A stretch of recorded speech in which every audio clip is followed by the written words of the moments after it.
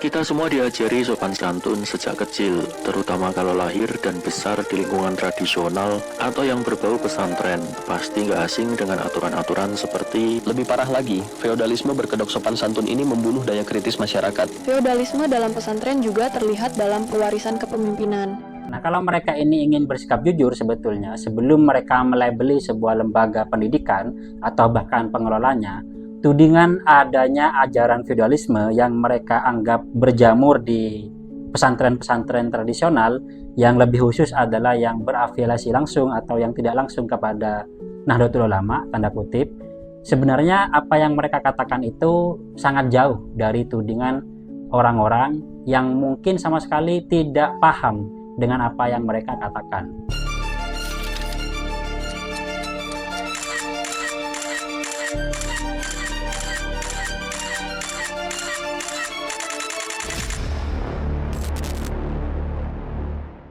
Nah, sebelum saya menerangkan lebih lanjut, saya pun juga ingin bersikap jujur supaya diskusi kita ini lebih fair, bahwa memang ada segelintir pengelola pesantren atau lebih spesifik pengasuhnya yang memang melakukan praktik-praktik yang telah menjauh dari nilai keislaman atau menjauh dari nilai dan budi luhur pesantren yang benar.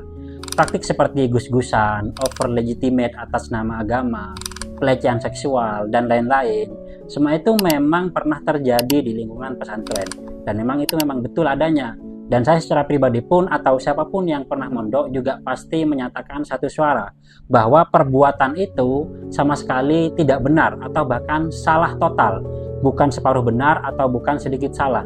Tapi sekali lagi penilaian kami hanya satu atas berbagai pelanggaran tersebut adalah salah dan tentu perlu dibenarkan. Sebelum terburu-buru menuding feodalisme karena hanya yang tampak terlihat dalam tayangan Trans 7 itu, seperti mencium tangan kiai atau membungkuk di depan kiai, atau bahkan ngasih amplop, dan bahkan ngesot seperti yang dikatakan oleh narator Expose Unsensor, mari pahami terlebih dahulu apa makna feodalisme itu sendiri, baik secara definitif maupun secara prakteknya.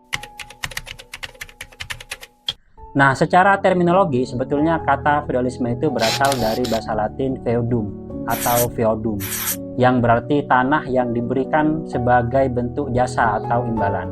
Dalam konteks abad pertengahan, feodum mengacu pada sistem kepemilikan tanah di mana seorang bangsawan atau juga dikenal dengan istilah lord itu memberikan tanah kepada vasal sebagai kompensasi atas kesetiaan mereka dan atas pelayanan mereka yang biasanya itu adalah militer. Nah, dari situlah lahir sebuah istilah feodalisme, sebuah sistem sosial, politik, dan ekonomi yang berporos pada hubungan timbal balik antara penguasa tanah dan pengabdi. Namun, hal itu pun hanya terjadi dalam struktur hierarkis yang ketat. Nah, dari pemahaman ini secara definitif, kalian mungkin akan berfokus pada narasi hubungan timbal balik antara penguasa tanah dan pengabdi. Dan karena itu jugalah yang terlihat bahwa adanya kesalahpahaman antara kalian dalam memahami kaitannya dengan budaya di pesantren. Hubungan simbiosis semacam itu memang dipraktikkan dalam tradisi pesantren, tapi tidak semerta-merta bahwa seluruh yang difatwakan oleh pesantren lantas para santri juga harus tunduk. Tidak seperti itu. Justru misalkan saya contohkan dalam bidang politik, tidak sedikit para santri yang berseberangan secara kacamata politik dengan para kiai mereka. Dan hal itu adalah hal yang lumrah saja dalam tradisi pesantren dan budaya pesantren. Itu bukan hal yang tabu. Bahkan banyak juga para kiai yang hingga saat ini masih menjaga jarak antara kiai dengan urusan politik. Dan juga mereka tidak melarang kok para santrinya untuk terjun bebas ke dalam arus politik. Nah, artinya apa? Bahkan kiai dan santri pun juga sama-sama secara sadar dan terbuka dalam banyak persoalan, tidak hanya politik saja. Hubungan antara santri dan kiai ini tidak mengikat begitu jauh atau terlalu mendalam, tetapi secara mandiri dan secara masing-masing. Dan jelas hal itu sangat melenceng dari definisi feodalisme. Epistemologinya adalah feodalisme itu berakar pada pandangan dunia hierarkis dan teosentris.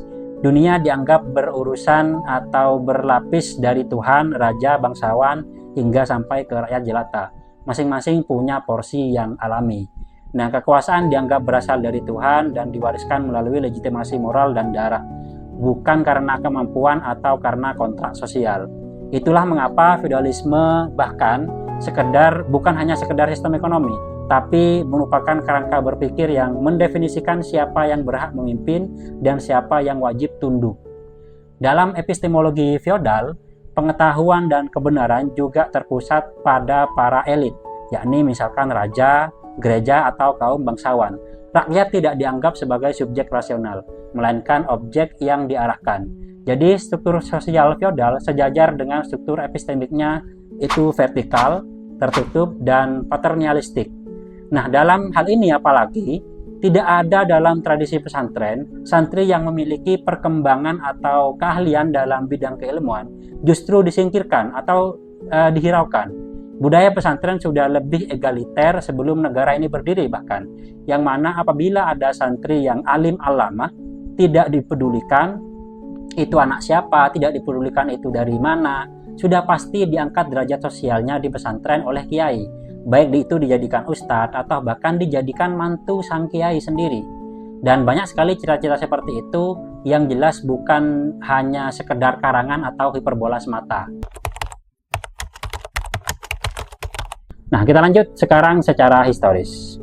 Feodalisme ini muncul sangat kuat di Eropa sebetulnya, di Eropa Barat lebih tepatnya pada abad ke-9 hingga abad ke-15, pasca runtuhnya Kekaisaran Romawi. Ketika otoritas pusat itu melemah, keamanan bergantung pada kekuatan lokal.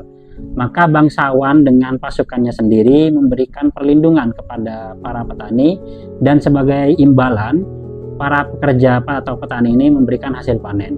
Dari situ terbentuk sistem Lord Vassal Serf. Nah, apalagi praktek yang seperti ini tidak pernah ditemukan dalam pesantren ya, khususnya dalam tradisi pesantren klasik. Yang terjadi justru kebalikannya, yakni para santri maupun wali santri sendirilah yang secara sukarela melakukan hal ini bukan atas dasar perintah atau bukan atas dasar kewajiban dari kiai. Dan bahkan ini pun jarang terjadi bahwa sebagian besar hasil panen wali santri yang latar belakangnya petani itu diberikan kepada kiai, itu nggak pernah terjadi. Yang justru terjadi adalah para santri bersama kiainya menggarap sawah yang kemudian hasil panennya itu dikonsumsi bersama. Dan juga apalagi pada zaman dahulu tidak banyak para wali santri yang punya sawah sendiri. Kebanyakan dari mereka mungkin hanya menggarap sawah milik orang lain. Nah, tentu apalagi dalam kondisi seperti itu, sangat mustahil para kiai ini akan meminta atau bahkan memaksa agar ada hasil panen yang disetorkan kepada pesantren. Maka yang banyak terjadi justru adalah praktik yang kedua atau praktik ketiga, yakni para wali santri hanya memberikan sekadarnya saja berupa harta benda apapun yang bisa didonasikan kepada pesantren. Jadi dari sini praktik yang terjadi sangatlah jauh dari nilai-nilai feodalisme. Kecuali istilah itu mungkin dicanangkan atau hanya diucapkan oleh orang-orang yang tidak mempunyai pengetahuan lebih tentang budaya serta tradisi yang terjadi di dalam pesantren. Sampai di sini mungkin bisa dipahami ya. Kita tidak bisa menggunakan standar demokrasi di dalam konteks seperti ini. Jadi ini kan problem masyarakat modern, itu menganggap demokrasi berlaku dalam semua hal. Itu keliru. Ya. Demokrasi itu di dalam dirinya memang mengandung etos atau semangat egalitarian, menyamakan semua orang. Tetapi tidak bisa etos ini dilakukan dalam semua hal. Demokrasi berlaku di dalam penyelenggaraan pemerintahan, iya. Tapi di dalam suatu komunitas yang kecil, komunitas budaya, Anda nggak bisa pakai demokrasi. Nah, jadi itu adalah penjelasan untuk mengkonter narasi-narasi serta penjelasan yang tidak berimbang kepada kalian semua yang mungkin masih mengira bahwasannya pesantren hanya memiliki citra buruk. Nyatanya budaya yang ada di pesantren tidak seburuk seperti yang diterangkan oleh orang-orang yang secara pemahaman sejak awal sudah salah paham, baik salah memahami arti feodalisme sendiri atau memahami tradisi yang ada di pesantren. Terlebih lagi, pesantren selama ini bukan tidak melakukan apapun, hanya mungkin dikira bertahan aja dalam tradisi lama secara pendidikan. Itu juga sama saja salah pahamnya dengan yang lain, bahwa pesantren saat ini memang sudah terus bergerak ke arah yang lebih baik dari masa ke masa. Sekalipun itu tidak diketahui oleh kalian, persis karena kalian memang hanya tahu citra-citra buruknya saja tentang pesantren, dan mungkin yang kalian tahu mungkin hanya ya baru-baru ini aja gitu loh. Jadi bagi saya itu dia untuk konten kali ini. Terima kasih banyak telah menonton dan sampai jumpa di konten-konten selanjutnya.